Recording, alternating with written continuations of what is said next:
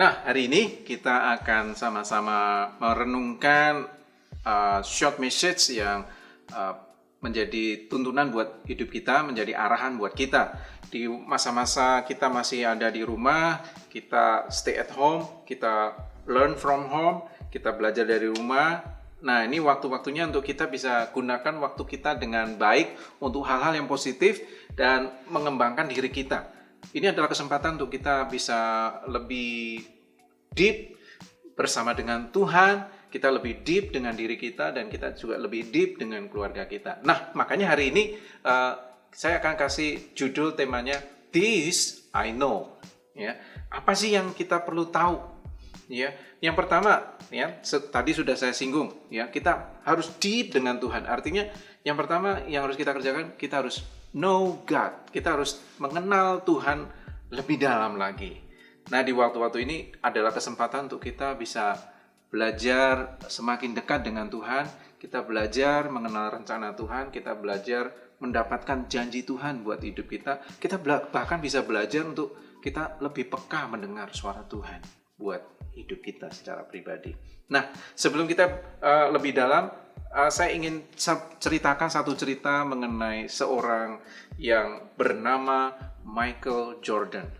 Michael Jordan tentunya kita kenal dengan bayangan kita adalah Michael Jordan adalah seorang pemain bola basket yang sangat terkenal di zamannya, dan sampai hari ini nama itu menjadi sebuah legenda di dalam dunia atau olahraga bola basket. Nah, Michael Jordan punya satu kisah mengenai kehidupannya di waktu dia masih remaja. Dia dilahirkan dari keluarga yang miskin di kota New York, Amerika. Pada waktu Michael usia 13 tahun, suatu hari ayahnya pulang ke rumah dan dia membawa satu helai baju bekas. Dia serahkan kepada Michael. Dia katakan kepada Michael, "Michael, besok kamu jual baju ini dengan harga $2." Ya. Michael menuruti perkataan ayahnya, ya, dan dari baju bekas itu Michael mencuci dengan bersih, dengan hati-hati. Dia sungguh-sungguh melakukan itu untuk bisa dijual seharga $2. Nah, Michael besoknya dia pergi ke stasiun kereta di bawah tanah. Ya. Dia ke situ, dia menjual bajunya. Dan waktu dia menjual bajunya, sangat lama baju itu bisa terjual. Dibutuhkan waktu kurang lebih 6 jam Michael ada di stasiun kereta itu, dan akhirnya baju satu helai itu yang awalnya harga $1 dibeli oleh ayahnya menjadi laku seharga $2. Michael senang sekali dengan uang yang dia terima hasil penjualan itu, dan dia berikan uangnya kepada ayahnya, dan ayahnya sangat senang sekali lihat usaha Michael. Nah, beberapa hari kemudian ayahnya pulang lagi dan membawa satu helai baju lagi kepada Michael. Baju bekas, ya, seharga $1. Dia serahkan kepada Michael. Dia bilang sama Michael, "Michael, sekarang baju ini kamu harus menjualnya dengan harga $20. Ya. Awalnya Michael Jordan sempat merasa tidak yakin dan dia tidak tahu bagaimana caranya untuk menjual baju itu dengan harga yang 10 kali lipat dari sebelumnya. Ya. Tapi setelah dia berpikir cukup lama, dia mendapat satu ide. Dia punya seorang saudara sepupu yang belajar melukis. Ya. Akhirnya baju bekas itu dia bawa kepada saudara sepupunya, dan dilukislah baju itu dengan gambaran Mickey Mouse and Donald Duck. Ya. Dan gambarannya cukup bagus. Michael pulang dengan sangat senang dan dia berusaha untuk menjual baju itu. Dia pergi ke satu sekolah yang elit waktu itu. Dia jual bajunya seharga $20. Dan di sana ada anak usia 10 tahun yang sangat tertarik dan sangat ingin membeli baju Michael Jordan. Ya. Dan akhirnya anak itu membayar $20, dan karena dia sangat senang dengan kepribadian Michael, dia berikan tambahan, ya, tip uang sebesar $5. Ya. Wah, Michael sangat gembira sekali dan dia pulang, dia bawa uang $25, dia serahkan kepada ayahnya. Ayahnya sangat senang sekali waktu Michael bawa uang yang dia harapkan $20, ternyata Michael bawa $25. Ya. Dan beberapa hari kemudian ayahnya juga membawa kembali baju bekas Ya, dia serahkan kepada Michael Jordan. Ya, Michael, sekarang baju ini aku minta kamu bisa jual seharga $200, 100 kali lipat dari awal. Ya. Dan Michael Jordan menerima baju ini dengan tanpa keraguan, dan dia mulai memikirkan caranya. Cukup lama, 2 bulan setelah waktu itu berselang, tiba-tiba di kota Michael Jordan ada seorang artis Hollywood yang sangat terkenal datang ke kota itu. Dia mau mempromosikan satu film dan dia membuat jumpa pers, konferensi pers di tempat dekat dengan tempat tinggal Michael Jordan. Ya, Michael Jordan ke tempat itu dan dia sangat senang. Setelah semua selesai, Michael Jordan mencoba untuk menerobos kerumunan orang untuk mendapatkan tanda tangan dari artis Hollywood ini. Ya, akhirnya dengan susah payah Michael Jordan bisa berjumpa sama artisnya, dan artis itu sangat senang sekali dan dia dengan senang hati dia menandatangani kaos Michael Jordan tadi. Ya, Michael menerima kaos itu dengan sangat senang dan dia mulai berteriak kepada orang. Dia jual kaos itu seharga $200. Ya, semua orang melihat kaos Michael yang ditandatangani oleh artis terkenal itu. Kemudian mereka antusias dan terjadi lelang, ya, untuk kaos itu. Dan akhirnya kalian bayangkan berapa harga kaos yang terjual? Harganya adalah $1.200. Akhirnya kaos itu bisa terjual dengan harga $1.200. Michael sangat senang sekali, dia gembira, dia pulang ke rumahnya dan dia serahkan uang $1.200 kepada ayahnya. Ayahnya yang menerima uang itu sangat terharu dengan usaha Michael Jordan dan keberhasilan yang dia buat. Ya, pada malamnya sebelum mereka semua tidur, Michael di tempat tidur ngobrol sama ayahnya. Ya. Ayahnya tanya sama Michael Jordan, Michael, apa yang kamu pelajari dari jualan kaos bekas tadi? Michael Jordan jawab sama ayahnya, ya, kalau kita memikirkan caranya, pasti kita dapat jalan keluarnya. Ya. Ayahnya mengangguk-anggukkan kepala. Iya. Tapi kemudian beberapa saat ayahnya menggeleng-gelengkan kepala. Ya, benar, tapi bukan itu maksud ayah. Ya. Ayahnya menjelaskan, kamu lihat, ya, dari kaos yang harganya sama, kita bisa meningkatkan nilainya. Apalagi kita manusia, kita bisa meningkatkan nilai hidup kita lewat potensi-potensi yang ada di dalam diri kita. Nah, teman-teman, ya, kadang Tuhan mengajar kita seperti seorang ayah yang mengajar anak-anaknya. Nah, hari ini kita lihat di dalam Mazmur pasal 32 ayatnya yang ke-8. Di situ dikatakan, aku hendak mengajar dan menunjukkan kepadamu jalan yang harus kau tempuh. Aku hendak memberi nasihat, mataku tertuju kepadamu. Jadi teman-teman, Tuhan selalu punya inisiatif untuk mengajar setiap kita. Jadi inisiatif yang pertama datang dari Tuhan untuk mengajar kita. Karena di sini dikatakan, aku hendak mengajar dan menunjukkan kepadamu. Artinya Tuhanlah yang punya inisiatif, Tuhanlah yang punya ide, Tuhanlah yang ingin mengajar kita. Nah, saat kita belajar untuk mengawali dengan Tuhan, maka dikatakan Tuhan itu Alfa dan Omega. Dia itu yang awal dan yang akhir. Jadi waktu kita belajar, berjalan bersama dengan Tuhan, mengawali dengan Tuhan, actually, sesungguhnya Tuhan sudah berdiri di garis akhir. Dia sudah ada di sana.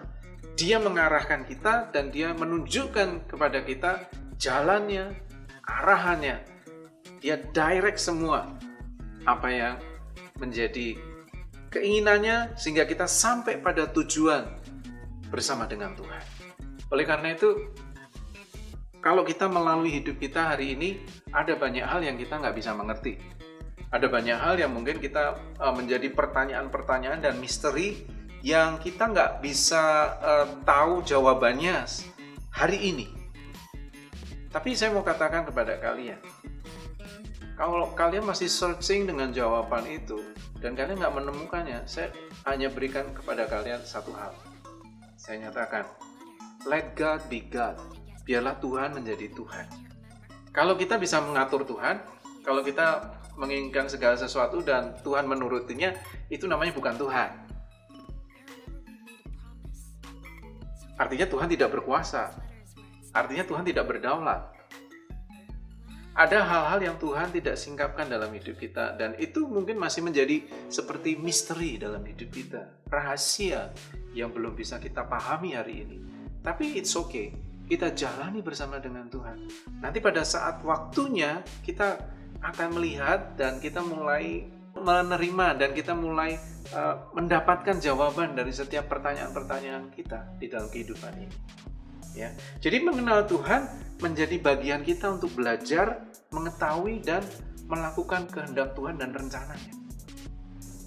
Nah, kalau kita lihat di ayat selanjutnya dari Mazmur 32 tadi, ayatnya yang ke-9, di situ dikatakan seperti ini. Janganlah seperti kuda atau bagal yang tidak berakal, yang kegarangannya harus dikendalikan dengan tali les dan kekang. Kalau tidak, dia tidak akan mendekat kepadamu. Ya. Nah, kalau kita mau mengenal Tuhan, ada bagian yang harus kita kerjakan. Ya. Nah, yang pertama adalah bagaimana? Ya, di sini dikatakan, jangan seperti kuda atau bagal yang tidak berakal. Artinya begini, kalau kita belajar mau mengenal Tuhan, kita harus merelakan hati kita, merendahkan hati kita untuk belajar dari Tuhan. Orang yang belajar, dia harus menjadi seperti gelas yang kosong. Supaya apa? Supaya gelas yang kosong itu bisa diisi. Jadi, kalau kita mau belajar dan datang kepada Tuhan, kita harus menjadi pribadi yang rendah hati. Mau diajar. Kita harus merelakan hati kita. Ya, kita harus membuka hati kita dengan apa yang menjadi maunya Tuhan. Ya, itu yang pertama. Ya. Nah, bagaimana kita mau mengenali Tuhan? Yang kedua adalah kita jangan mengikuti pengertian dan kemauan kita sendiri. Ya. Di sini dikatakan kuda atau bagal yang tidak berakal yang harus dikendalikan dengan tali kekang dan tali les. Artinya dengan satu paksaan, dengan satu tarikan, sentakan yang dilakukan oleh pemiliknya. Jadi Tuhan nggak ingin kita menjadi seperti kuda yang liar, yang harus ditarik, yang harus disentak, yang harus menerima tarikan-tarikan yang sesungguhnya nggak perlu terjadi. Nah, kalau kita mau belajar mengenal Tuhan, kita jangan ikuti pengertian kita dan kemauan kita sendiri. Artinya begini, di dalam 2 Korintus, ya, pasalnya yang ke-10, ayatnya yang ke-5, ya, di situ dikatakan bahwa ternyata ada pikiran-pikiran yang menolak pengenalan akan Allah. Jadi, kalau kita mau mengenal Tuhan, maka pikiran kita, ya, harus kita rubah. Harus kita perbarui, ya. Pikiran yang menolak pengenalan akan Allah di sini dikatakan menjadi pikiran yang berkubu. Ada benteng-benteng di dalam pikiran kita, yang benteng-benteng itulah yang akan membatasi, menolak, memblok, sehingga kita nggak bisa mengenal Tuhan dengan benar. Jadi teman-teman, kalau kita mau kenal Tuhan, jangan kita mengikuti pengertian kita, pikiran kita, dan kemauan kita sendiri. Jangan kita mengikuti apa yang menjadi dasar pemikiran kita sendiri. Kita belajar untuk merubah pikiran kita. Jangan sampai pikiran kita memblok sehingga kita nggak bisa mengenal Tuhan dengan benar. Itu yang pertama, kita mengenal Tuhan. Ya.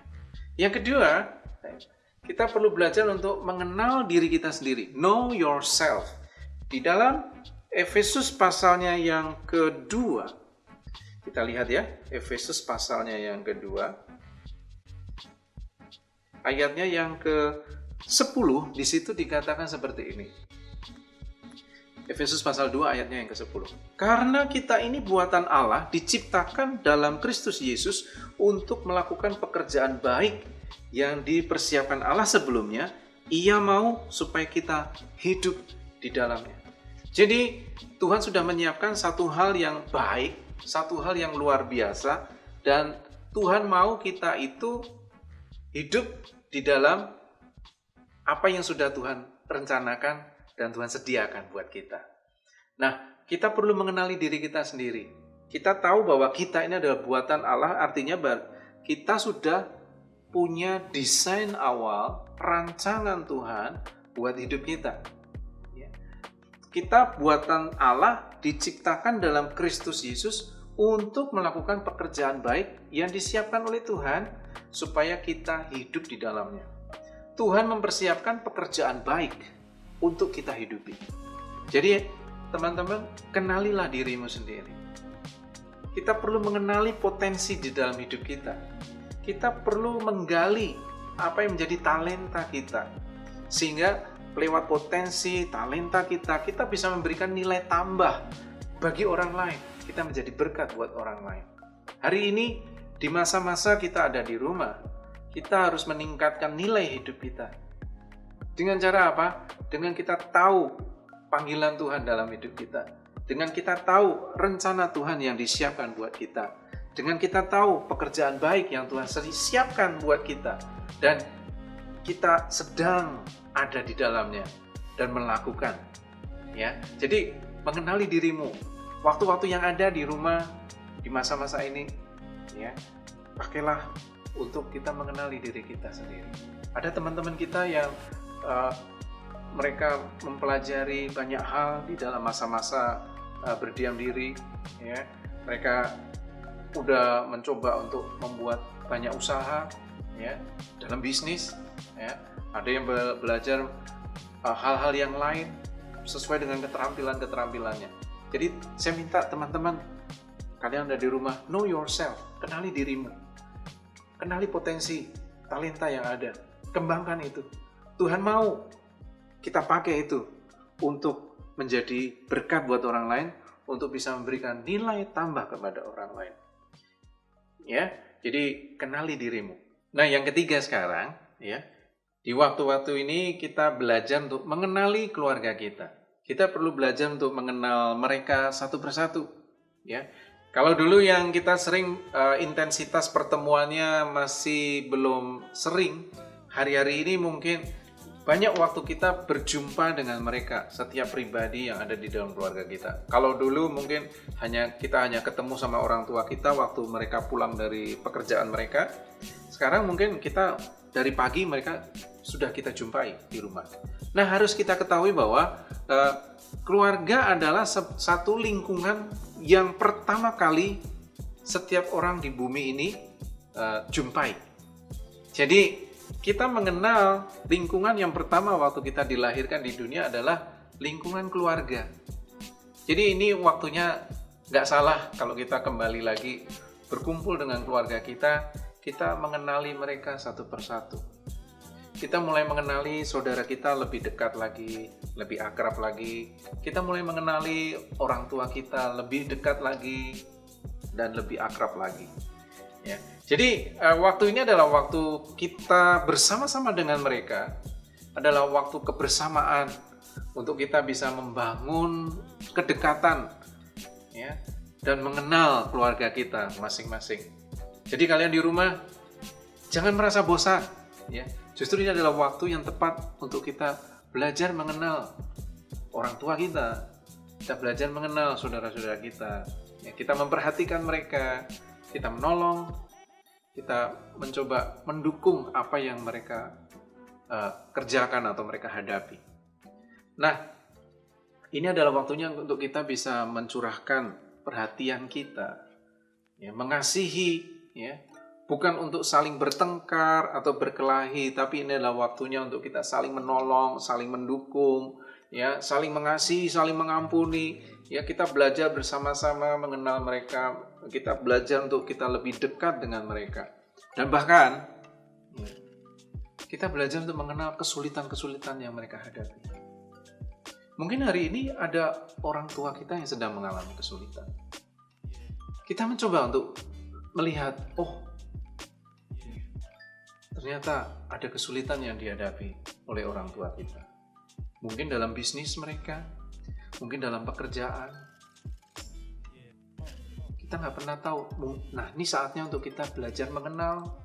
Dan kalau kita sudah mengetahui apa yang harus kita kerjakan, kita memberikan support, kita memberikan semangat, kita mendoakan mereka. Teman-teman, ini adalah waktunya untuk kita bersatu di dalam keluarga. Bukan bertengkar, bukan berkelahi, tapi ini adalah waktunya untuk bersatu. Mendoakan mereka, kenali mereka. Ya. Nah, pada waktu kita belajar mendoakan orang tua kita, maka kita akan semakin ada rasa mengasihi yang lebih dalam lagi muncul dari hati kita. Ada beban yang Tuhan sedang berikan kepada kita untuk kita belajar mendoakan orang lain. Ya, jadi apapun yang terjadi hari-hari ini, kita kenali keluarga kita doakan, kita dukung, kita saling menolong, kita saling memperhatikan. Jangan saling menyalahkan, jangan saling mencurigai, ya, jangan saling bertengkar satu sama lain. Tapi ini waktunya untuk kita saling membangun, saling membantu, saling mendoakan. Oke, teman-teman, jadi ada 3 hal yang kita perlu pelajari di masa-masa ini. Yang pertama adalah kita harus know God, ya, kita harus mengenal Tuhan, ya. Tuhan yang memberikan inisiatif yang pertama untuk mengajar kita. Lalu yang kedua, ini adalah waktunya untuk kita mengenali diri kita sendiri. Kita belajar mengenal apa yang menjadi rencana Tuhan, apa yang menjadi janji Tuhan buat kita untuk kita kerjakan. Dan yang ketiga, kita perlu belajar untuk mengenal orang tua kita, mengenal family kita, mengenal keluarga kita. Kita mendoakan mereka, kita mendukung mereka, kita saling mengasihi dan saling mengampuni. Oke ya, jadi 3 hal ini kalau kita kerjakan dengan baik di masa-masa ini, saya percaya ya, setelah kita memasuki satu masa new normal yang ada di depan kita, ya, kita akan menjadi orang yang berubah, kita mempunyai orang yang memiliki pandangan atau mindset yang berubah, jadi kita memiliki konsep yang berbeda dari sebelumnya. Dan saya percaya Tuhan sedang punya rencana dalam diri setiap kalian untuk melakukan rencana Tuhan dan kehendaknya, khususnya buat generasi muda, generasimu hari-hari ini. Oke, terima kasih. Sampai di sini dulu sharing kita.